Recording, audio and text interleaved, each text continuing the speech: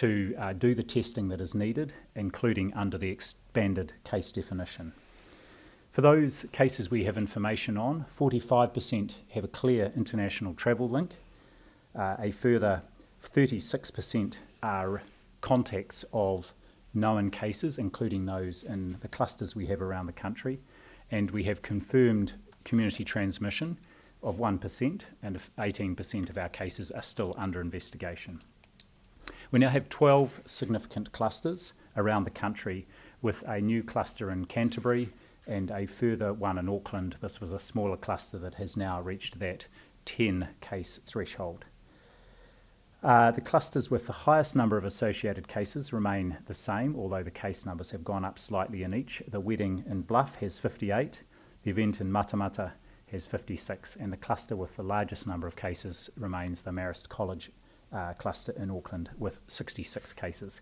The ethnicity breakdown of confirmed cases is currently European 74%, Asian 8.3%, Māori 7.6%, and Pacific 3.3%. More details on all of these matters are on our website. A quick word on contact tracing. There's been a significant increase in our national capacity to undertake contact tracing, both within our public health units that have additional staff, but also through our national close contact service. As of Saturday, 4,909 close contacts had been traced by that national close contact service, which was stood up on the 24th of March, and 702 contacts were traced on a single day on Thursday. The team working inside that centre are now making over 2,000 calls per day, and there are 190 folk working in shifts there. Over the next week, there are a couple of areas that I'd like to provide more information on, and just signalling those ahead. One is on mental health and wellbeing, a range of initiatives that are being implemented to support people in self-isolation and those, of course, the population of New Zealand who are isolating at home in their bubbles. The initiatives are part of a $15 million package of investment into mental health and wellbeing that's been announced by the government. And the second area I'll provide a little more detail on during the week is our Māori Response Action Plan. I'll hand back to you, Prime Minister. Thank you, Dr. Bloomfield. As you will have heard from the Director General, we now have 1,039 cases in New Zealand, with the 89 cases that have been reported today. While I don't want to draw too many conclusions at this stage, you will see that our cases have in the last few days been relatively steady. We haven't seen the exponential growth that others have, the kind that leads ultimately to an overwhelmed health system. That is a good thing. Now what we need to do is see those numbers start over time to come down. I'm aware, though, that every time we see new cases, it may be hard to see success.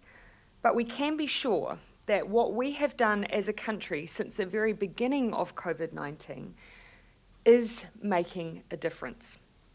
Economist Rodney Jones was interviewed this morning and talked about some of the modelling that has been done using the expertise of his team, including a biostatistician, and using key learnings and expertise from the outbreak of SARS. This is modelling that I have seen over the last few weeks and have continued to monitor closely, especially given at several points it has been accurate in predicting New Zealand's case numbers. On the eve of our lockdown, his modelling projected we had the potential to face as many as 4,000 cases this weekend. We're instead at just over 1,000. Those 3,000 fewer cases shows the difference that cumulative action can make. 3,000 fewer people sick with COVID-19, 3,000 fewer people passing the virus on to others, and then to others, and then to others. We can and we must continue to break the chain of transmission. But as Rodney said, we need to get to half time and perhaps a bit beyond that to see the full gains of the lockdown. But we have made a good start, and the decisions that we've made to date have made a difference. I've also seen reporting and statistics from Google that gives us some insight into our reduction in movement as a nation. That reflects impressively high levels of compliance by New Zealanders with the requirements of being at level 4 and reducing contacts with others. There's been an overall reduction in movement in places of retail and recreation of 91%. Even visits to the supermarket and pharmacy, which remain essential services and open, have dropped by half. Going to parks is down by nearly 80%. And while we are doing well at Alert Level 4, we also went earlier before that point in order to ensure the virus wouldn't have a stranglehold here. And that was the case for many of our measures. New analysis by the Ministry of Foreign Affairs and Trade shows we closed our borders 25 days after our first case. Germany took 49 days, Spain 52, Australia 55, Singapore 61. Our first economic package was in place 18 days after the first case. Most countries took more than 40 days. Ours was 6% of GDP, bigger at the time than the UK, France, Germany, Italy, Spain, China, Korea, and Japan, and on par with Canada. Our case rate and death toll is well below other comparable countries. Yes, we had the benefit of time, because our distance and because our early border and mass gathering measures also have made a difference there. But we had the benefit of a window of opportunity. We had the benefit of witnessing a terrible trajectory overseas. You can see now just how small that window of opportunity is to try and stop community transmission. Going hard and going early appears, though, to be paying off for us. The lockdown is the best way to stop the virus, and it is also the best thing for our economy by making the pain as short as possible. So I say to New Zealanders, be proud of your efforts that you have all made, the sacrifices that you have made. It is making a difference. Now is the time, though, to remain focused, to not let up, and to keep our eyes on the mission that we all jointly share. This is why we have strengthened efforts to go after those who aren't sharing that mission and who appear to be breaking the rules. As Dr. Bloomfield and the police announced yesterday, a new Health Act notice has been issued to firm up the guidance around the rules in place during Alert Level 4 and ensure the success of the lockdown and help move the country out of it as soon as possible. And the police are enforcing these guidelines. Over Friday and Saturday, police completed 795 prevention patrols in communities across the country and undertook 990 reassurance checks at essential services such as supermarkets, petrol stations, and pharmacies. While compliance has been generally strong, there are still some who I would charitably describe as idiots.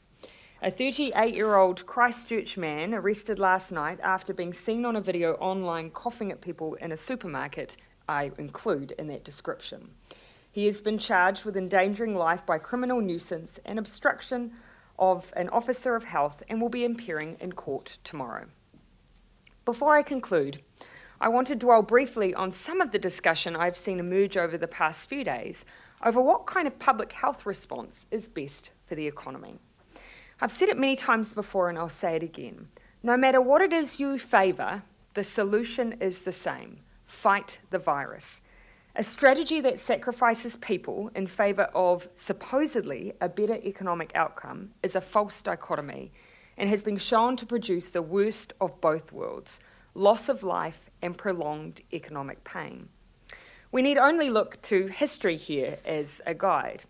There is research available that looks at, for instance, the 1918 Spanish flu. Times may have changed, but the lesson overall is that those who worked zealously to stem the spread did better economically in the aftermath. That is not to say there is not currently pain. And for those who have lost jobs, for businesses making difficult decisions, and for those essential services providing the frontline support networks we all rely on. I know there is real and genuine struggle in New Zealand right now, and I don't carry that lightly. That is why the $5 billion paid out for wage subsidies within a couple of weeks has been so important to cushion the blow of going hard and going early as we have in New Zealand. But nevertheless, we are likely to feel the long-term effects from a global downturn. As the Minister of Finance said on Friday, our message to business is to hold on to your people, give them the wage subsidy if you need to, and have a plan for coming out the other side. In particular, plan how your business will operate in different levels of the alert framework. The government's focus this week remains doing all we can to stop the spread of the virus so we can move out of lockdown as soon as possible. Our efforts remain focused on good levels of testing across all regions and getting a better picture on community transmission, continuing to scale up our contact tracing efforts as the Director-General has outlined, and ensuring New Zealanders' businesses are receiving the financial support they need. I also expect this week to receive further advice from the Ministry of Health and my Chief Science Advisor and others on the evidence base needed to have confidence we do have the virus under control and therefore can move with certainty out of level 4, and the measures that will need to be placed at level 3 to ensure we're preventing any risk of further outbreaks. Finally, a public service announcement. Daylight savings ended overnight, and this is the time when people are usually asked to check their smoke alarms. And as we're all at home a bit more than usual, I'd say this is the year not to let that one slide. All right, everyone, we're happy now to take your questions. Minister, what does an exit plan look like? Prime Minister, would you charitably describe David Clark as an idiot? I've said both publicly and privately to him that I'm obviously very disappointed that we've even had to discuss his activities some days ago. I think he fully understands my position, and equally I know the public do too. Do you have confidence in your health minister? I do. Has he been asked to lay low? He's being asked to restrict any activity that could be considered to put him at risk, in the same way we're asking every New Zealander to do that. We don't want a situation where people engaging in risky exercise, for instance, causes there to be call-outs or unnecessary call on our frontline services. None of us want that, and so he fully understands my expectations of him. He needs to be a role model. Do you recognise that he's unable to do his job right now because he appears to be hiding from the media because of his mouth? I wouldn't classify him that way at all. I expect him to continue to do his job, obviously. To do interviews, even when he put out a press release on Friday, which was a good news story about repurposing ICUs, we couldn't speak to him about that. Again, I wouldn't interpret it that way at all, Tova. Where is he? You know exactly where he is. He's in lockdown, and so obviously remains in the same place that he is all the way through lockdown bin, and that is in Dunedin. And I expect him to model the same behaviours while we're in lockdown as others. He continues to do his job, and many other New Zealanders continue to do their jobs from the place that they are in lockdown. Jane? Do you expect him to be fronting for interviews as regular responses? And I think including Q&A this morning was a no-show. Keep in mind, of course, that I think Q&A has had myself, Q&A has had the Minister of Finance. There is no lack of members of the government continuing to make sure we're available every day to continue to answer the questions that the public and yourselves have. The key minister, though, would you expect him to be fronting on stories like that as a matter of course? Yes, and he will continue to do so, but you also have a range of other ministers, including myself, consistently available to answer your questions. What does an exit plan look like? And I know it's early discussions, but given your summary today, what kind of things would you be looking for, and are there any timeframes being discussed? And there are those that are plain to see, and so you'll be getting that information in real time, essentially only a few hours after I do. So things like case numbers, so it gives us a sense of the rate of transmission and whether or not we've been able to slow that down. Then we're looking at what's happening with community transmission and also the success of contact tracing for our clusters. All of that information will tell us whether or not we have got control back of COVID-19 in New Zealand and whether we're in a position then to move to different alert levels. I'm wanting to dig deeper into some of what we need to be looking for. That's where I've asked the Ministry of Health, alongside our experts and those in the science field, to help dig deeper into the criteria we need to use as a country to have confidence when we move levels. At what point are you being told will you get a much better idea about the true rates of community transmission, given the ramping up of testing that's happened? Well, actually, already I think you can see your positive rate relative to the number of tests that you're undertaking. I asked the Director General to touch on this as well. In some countries, for instance, 50% of their tests are positive. So that really gives you a sense that that their ability to test broadly in their community is constrained by just how big the outbreak is. So we have a high rate of testing. What we want to make sure is that we've got enough regional spread in that testing. So if there's areas where we're not seeing enough data, that we're spreading out that testing so that it can give us the intelligence we need. And that's work that the Ministry of Health is doing as we speak. Director General, do you want to touch on that point though? Yes, just a further comment on that. So I think the key things we'll be looking for are, of course, the number of new cases, and especially as that testing has ramped up and we've seen the positivity rate drop at the same time. We haven't been finding more cases. So if you think yesterday we had around 50 new cases with around 3,000 tests done, that's a positivity rate of just over 1%, whereas when our test numbers were lower, it was around 3%, which is the level, say, of a South Korea.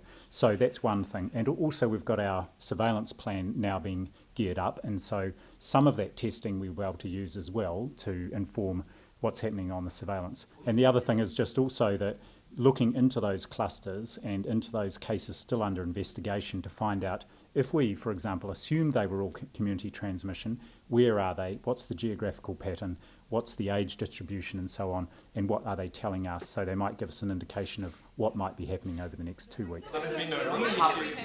Jane, did you have any, sorry, you had a follow on from I that? just wanted to, on the flip side, is Cabinet considering a level 5? Do you have a contingency for tighter restrictions if This is things- as tight as it gets. tight as This it is as tight as it gets. You'll see that relative to other countries that have used lockdowns, this is equivalent to what you've seen in Italy and the likes of Spain. And that New Zealanders, relative to those countries, have really been applying the rules by and large. And so the goal at this level is to reduce down the contact as much as possible, but continue to look after the welfare, health and safety of New Zealanders. That's the level we're at. What we need to do is get down from this level.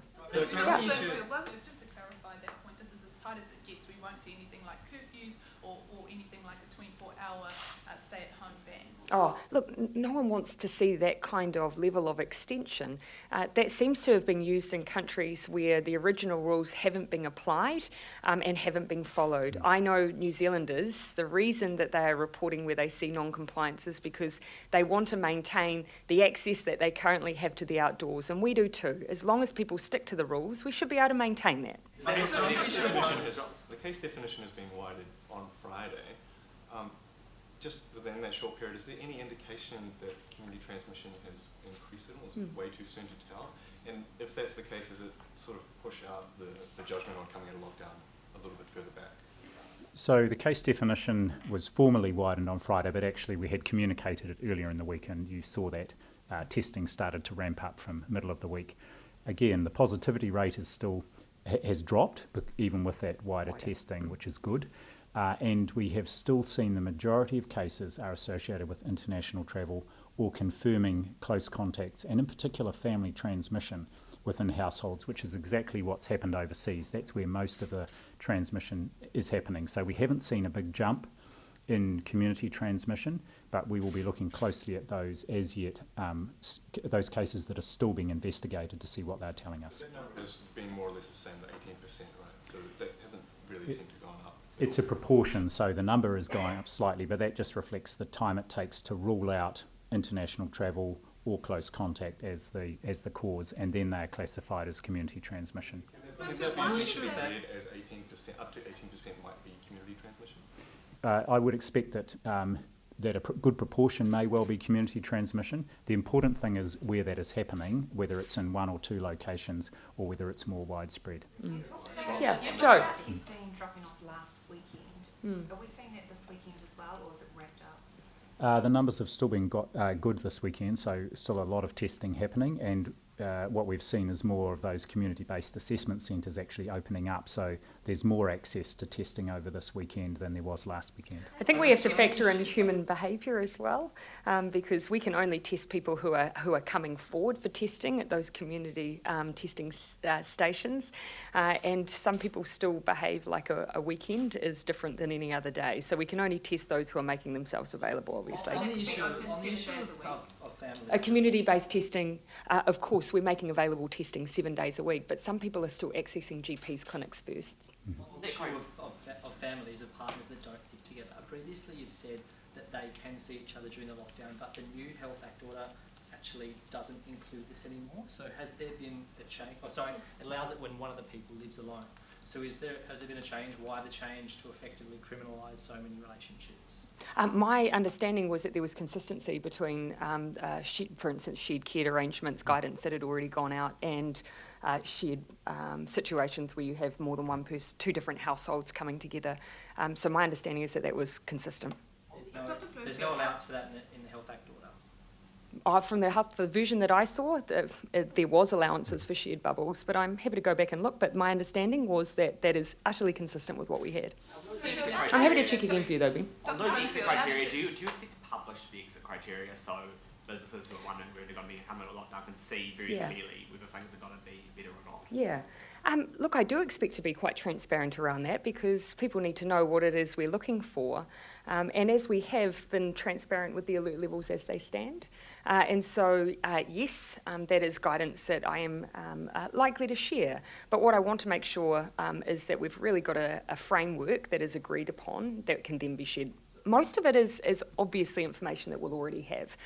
What's happening with case numbers and community transmission, as we've said. When you expect to be able to tell people whether or not it's looking like you're coming out of lockdown? Yeah, I'm happy to be very clear on this. Firstly, I've heard a lot of rumours that there might, for instance, be extensions already. No decisions have been made at the point at which we will be exiting level 4, because we have to rely on the most up-to-date data that we have. And we're not at a point yet where we can see the full impacts of alert level 4, let alone make that determination. But what I can say is that the more people comply, the more likely it is that we'll be able to come out at the time that we've said. What I've also said is there may be circumstances where certain regions, depending on what's happening with cases and clusters, may stay in longer than other regions. But again, it depends all on our ability to wrest control back of transmission of COVID-19. Realistically, people got to know whether lockdown is being lifted or extended prior to maybe the 48 hours. If you see, for instance, an exponential growth in cases, then obviously that will send a signal to New Zealanders. We haven't seen that. But there are other signs that we need to look for to make sure that we have wrested control back of COVID-19. You'll see that other countries, I understand the likes of Singapore, are looking to move into a phase like us. They've called it their circuit breaker, and that's exactly what we are doing. We are getting control back so we can then make sure that we continue to stamp out COVID-19. There's been criticism that we're not doing enough contact tracing. One epidemiologist thinks we need to increase capacity to around 1,000 cases a day and beef it up using the likes of apps. What do you make of that? Well, as I talked about, we've certainly increased our contact tracing capacity and we continue to increase it. But our maximum number of cases, of new cases we've had each day is probably today's the highest number, 89. So we're not clearly nowhere near that 1,000 limit. We continue to increase it. We've got 190 people now in addition to those in public health units. So plenty of capacity to contact trace based on the numbers. We also have the ability, because we're moving it onto a digital platform, to expand that should we need to. And what does the ethnic breakdown tell us, do you think? Well, I think a couple of comments on that. First of all, I think that if you look at both the ethnicity breakdown and the age breakdown of our cases, it reflects that a great many of our cases were people returning from overseas over the last 2 or 3 weeks in particular. I expect that we will see the Māori and Pacific proportions start to grow as we see more close contacts confirmed and or community transmission. Compared with other countries like Italy and Spain, our death rate is very low. What do you put that down to? Well, two things. First of all, we're much earlier in an outbreak than they are because we had put measures in place much sooner. But secondly, also, we've got a much better idea than they have of the total number of cases. And I think there's agreement around the world that where you see what appears to be a disproportionately high number of deaths compared with the overall case numbers, it's very clear they're not finding all the cases. We're, I think, much closer to finding the majority or all of the cases than other countries. Prime Minister, Yep, Gina, do you want to? what advice do you have for people who think it's funny to spit or cough on others? That it's not funny and you will be arrested. How do you About understand? yourself, what would you be your I concur completely. It's completely out of order. How You understand the acting Australian Immigration Minister's statement on temporary visa holders in Australia. Do you understand that affecting New Zealanders in that it effectively tells unemployed or previously casually employed workers to leave Australia and to come home? Well, it struck me that actually applied to anyone, any New Zealander who had been affected that may not be eligible for their JobKeeper program. And that could be a wide number, a wide range of New Zealanders. And I think what he'd do well to remember is that if they wish for Australia to be in a position to gear up in the aftermath of the outbreak, then they'll need a workforce to do that. And New Zealanders make up that workforce. They, on average, earn more and pay more taxes than others. They are a key part of the Australian economy, and I would have thought they wouldn't want to be so quick to lose them. The second point I would make is that New Zealanders also make up the health workforce, and that there are some, for instance, who won't be being kept on because they may have been involved in contractual arrangements in the health workforce and in elective services. And that I would have thought again would be a workforce that they would wish to keep.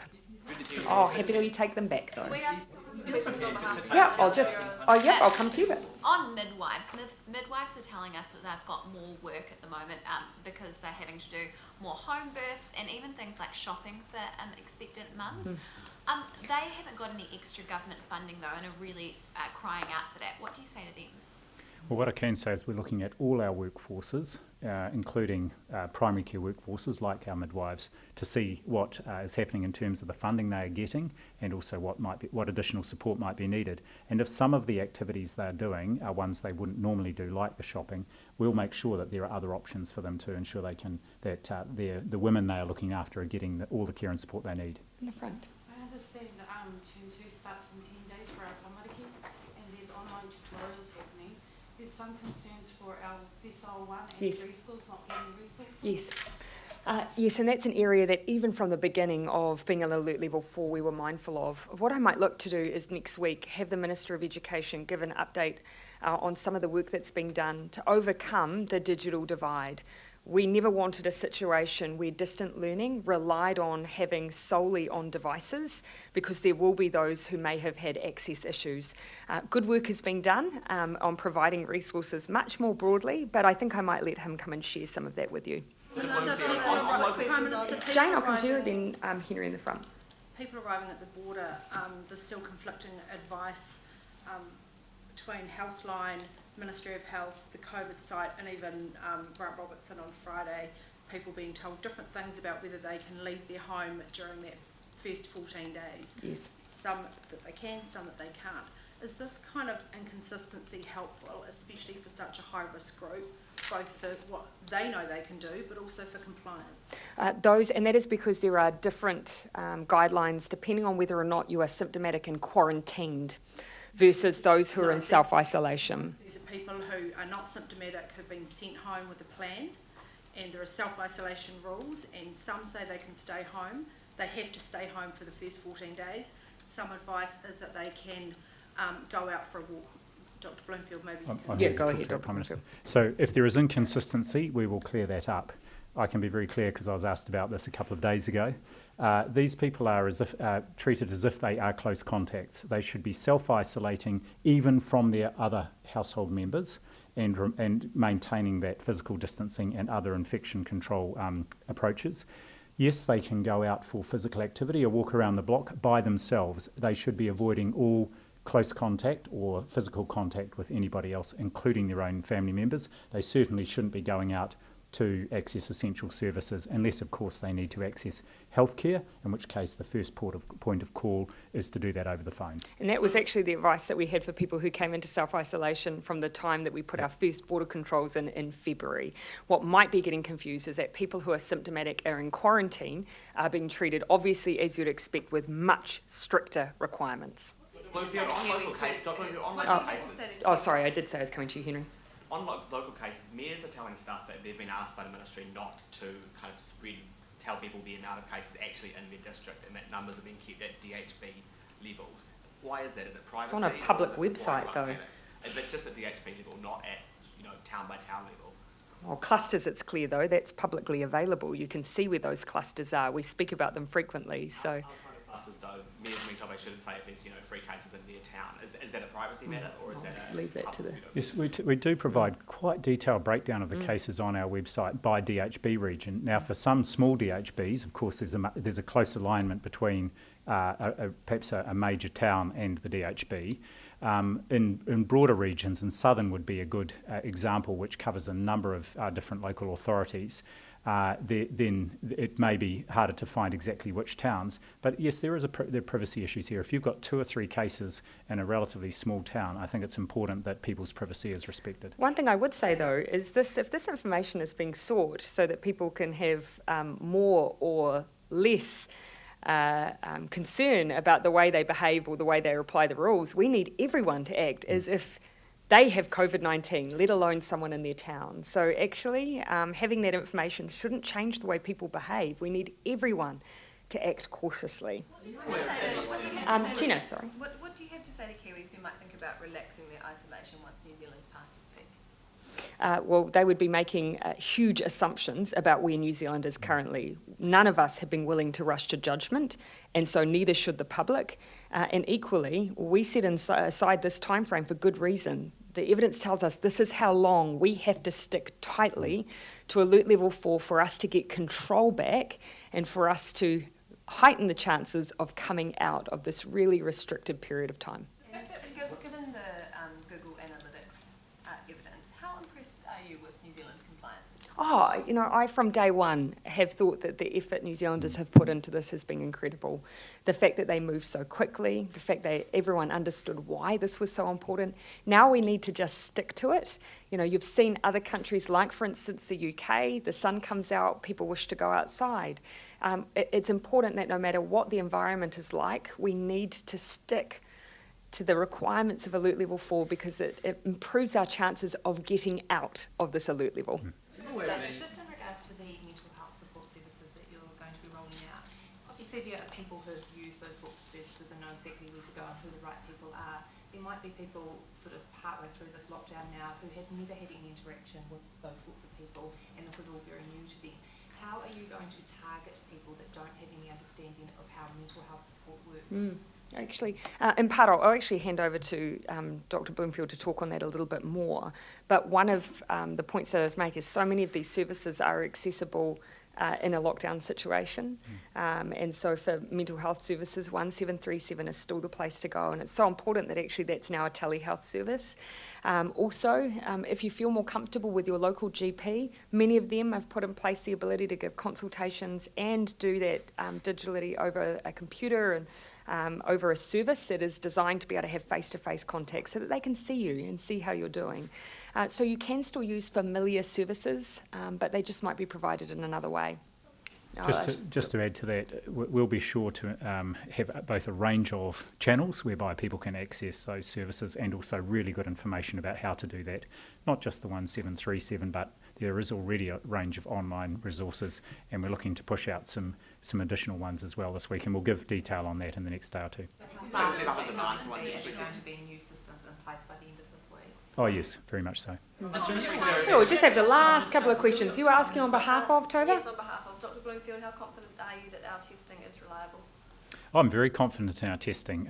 We have a really good range of labs around the country, and just to point out that testing doesn't start in a laboratory unless the laboratory is accredited and certified, and that their testing process has gone through the appropriate regulatory assessment. So I'm very confident, and we have our ESR laboratory as our reference laboratory for all other labs across the country. Anything about the Canterbury cluster? Have either of you had Can time you for a tell us- 5.5k bike ride during the lockdown?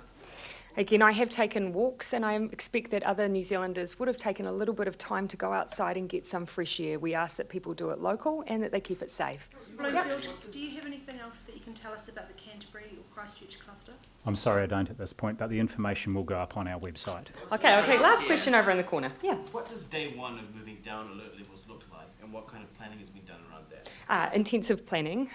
As you can imagine, what we need to make sure is first that we have all of the criteria we need and all of the different thresholds really interrogated, and that's the work we're doing at the moment, because I've always shared the obvious ones, but we want to look at another level again.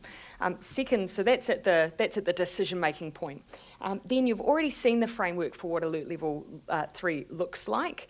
We need to make sure, therefore, that we have all of the guidance that then sits around that. What I would ask, though, is that it's not government alone that has a role to play in that. So we've already asked some parts of the education sector to do some planning for what different alert levels will look like for them and how they can help us with, for instance, the intensive contact tracing we'll need to be able to do no matter what level we're at over the next period. And so I ask all businesses, have a look at the alert level framework. Think about how your business could successfully operate within each, keeping in mind we will need to, for many months to come, be able to contact trace all New Zealanders who come in contact with one another, and workplaces have a role to play in that. Okay, thanks everyone. Sorry? A couple of questions on behalf of others, please. Oh, you really need to put them up front. I'll give you one, but in the future, if we could put them up front a bit more. Fiji announced yesterday that a 20-year-old woman who returned there from Auckland on the 22nd of March went into immediate isolation.